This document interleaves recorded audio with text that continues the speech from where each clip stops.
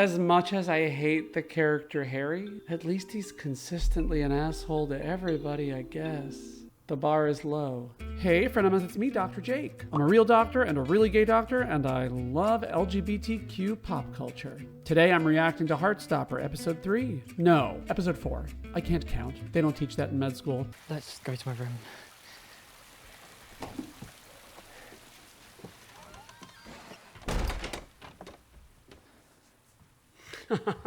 You always gotta check your hair before a serious conversation, right? I'm so sorry. So sorry. I didn't think properly about what I was doing, and I shouldn't have kissed you. But you just felt pressured to do it because I asked, and I know you probably don't want to talk to me ever again, but I at least had to say sorry. I don't want to lose you because I did something stupid. Charlie. Even outside of a situation like this, accepting that somebody likes you can be really hard. So I sort of see where Charlie's coming from. I'm so sorry. We're all the same. Charlie apologizes, and then Nick apologizes. Of course. I'm just so sorry I ran away last night. I was confused and surprised and, like, honestly, I'm having a proper full-on gay crisis.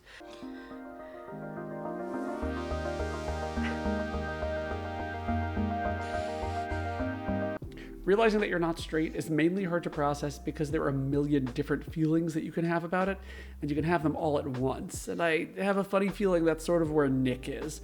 The happiness of realizing who you are, combined with the fear that you might have to abandon all of your friends or that your friends will abandon you, and then the relief of having somebody that he can actually share that with in Charlie, combined now with the fear that if he messes up this friendship with Charlie, that his only person that he's able to confide with goes away. One of the things that I find to be really remarkable about Nick is that he's able to express his feelings really clearly in words, which is something that I feel like a lot of people aren't good at doing in general. Even at 34, I have trouble saying I'm sad, I feel angry, I feel annoyed. And he's really able to lay it out in a very mature way. And I appreciate that this character is written that way. Is it okay if we, like, Keep this a secret. yeah. I just don't really know if I can, you know, come out as anything. Yeah. It's fine.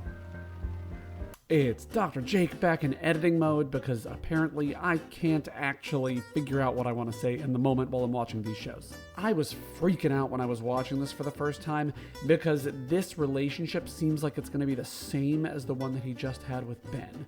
I know there are differences, but I was like, Nick, just don't hide, just come out. And I know that that's not how this all works. I know that you gotta come out at your own pace, but it could be another situation where he just never comes out and then they end up hiding this forever and it turns really bad like it did with Ben. So I hope that's not what's going to happen, but we'll see.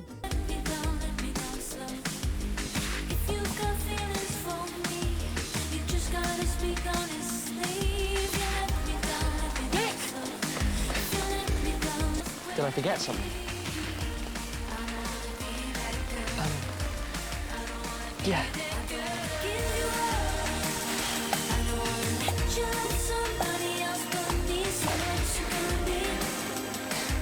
Okay. Fine. Yeah, it's me again. I'm not the most emotive while I'm watching a romantic scene. I tend to have bigger reactions to more funny things, actually. This kiss made me so happy. Before, all of the kisses were tentative and they were wondering if the other one liked them, and this time Charlie just says, I like him, I think he likes me back, and I'm gonna do it. And he goes for it, and I think it pays off. The lesson to be learned from here, if you're gonna kiss someone, just go for it. Don't half-ass your kisses.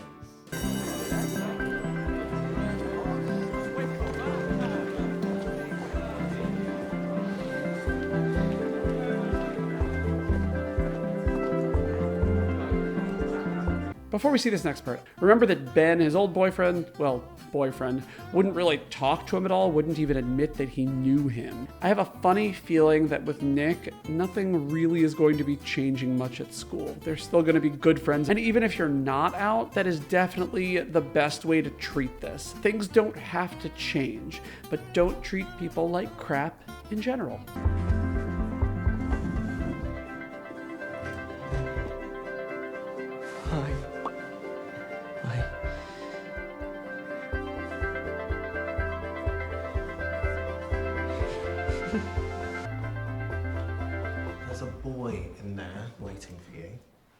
Oh, yeah. Is it their secret boyfriend or the straight boy crush? He's on the rugby team.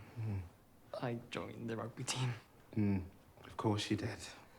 Well, don't get any crumbs on the floor or I'll get told off by the cleaners again.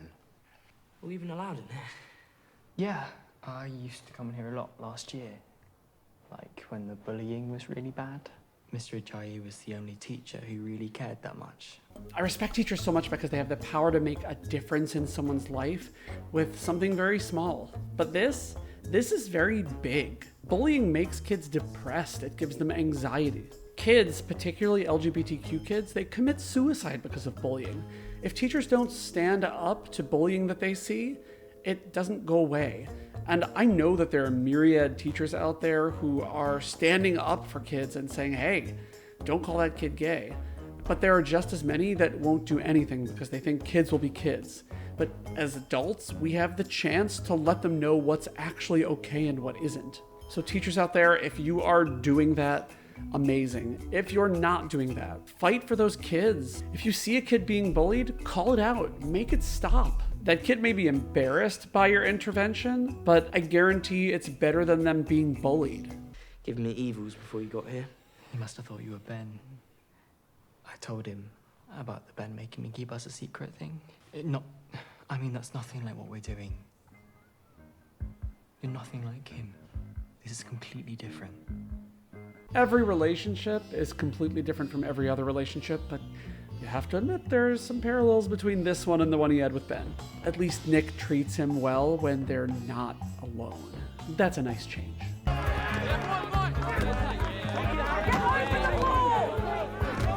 I still think these kids need to be wearing helmets when they play rugby. Is he actually going to tackle anyone, or is he just going to stand there? Why'd he even join the team? Right. If I were playing rugby, I would do the exact same thing. Not doing that. You're going to be okay for the match with St. John's next week. I'd keep you on reserve for longer, but Kieran has an apparently unavoidable dentist appointment. I'll be fine. About the tackling, you've really got to commit to it, okay? Try not to worry about getting hurt and just throw yourself into it. All about confidence. Well, it's hard to be confident when they all see me as a stereotypical gay boy who can't do sports. A lot of gay people are good at sports, Charlie.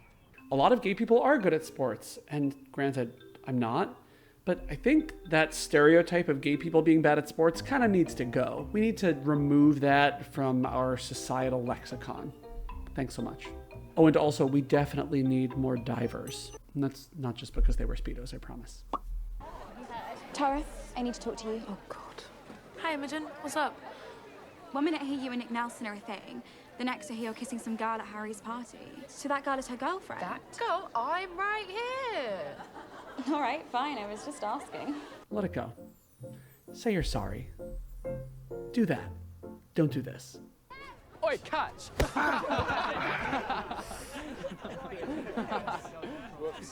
You okay? Yes? Can I have the ball back? Again, oh my. No.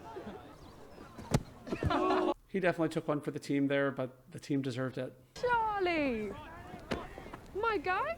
I'm not gonna lie to you, I'm mainly here to get acquainted with the local gays, but, you and Nick Nelson are looking suspiciously coupley. He's my friend.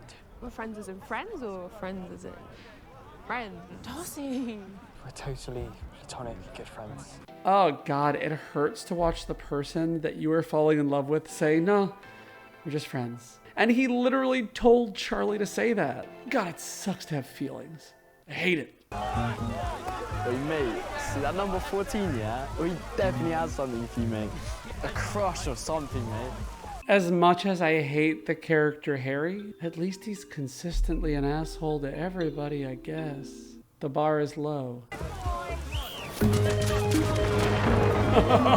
They're losing.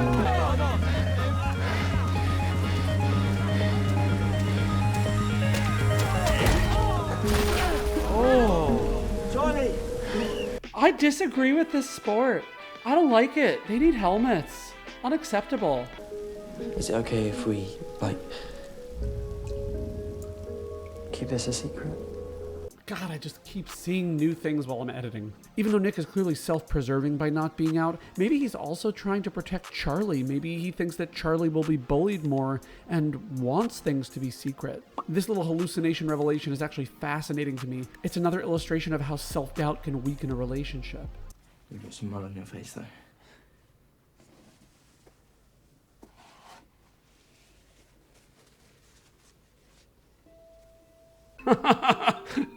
That was just an excuse to touch. He has mud literally everywhere on his face.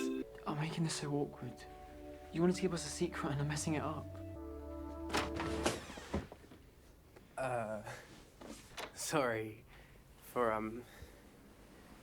interrupting, but Miss Singh told me to give you some antiseptic wipes. Okay. He knows. I better go. Okay. Isaac won't say anything. Yeah. Okay. It almost seems like Nick just wishes he would say something so he didn't have to come out himself. Charlie's not going to give up on Nick Nelson, is he? Highly doubt it. Maybe we should just stop getting involved. Your job as a good friend is to be involved. You just have to accept that their choices might not be the same ones that you make. You should be a big part of your friend's life. Don't butt out. Stay butted in. I wanted to ask you if, like, this is really random, but maybe we could, like, go out somewhere. Like, I guess sort of a date. Oh, yeah. This one's kind of hard to process. As a gay male in his 30s, I'm like, okay, technically they're not exclusive. He should be able to go on a date with whoever he wants. I mean, I know what they were hinting at here. He doesn't really want to go on a date with this girl. But still, it's a little weird that he now has this relationship with Charlie, and then he's saying yes to a date with a random girl. This is the exact thing that made Charlie angry at Ben when he was dating him. This doesn't bode well, and I have a funny feeling that it's gonna make Charlie a little uncomfortable. Anyway, I am totally hooked on this series, and I hope you will stick around me for the last 4 episodes. Thanks for watching. Don't forget to subscribe. I'm Dr. Jake, and bye-bye. See you in the next one.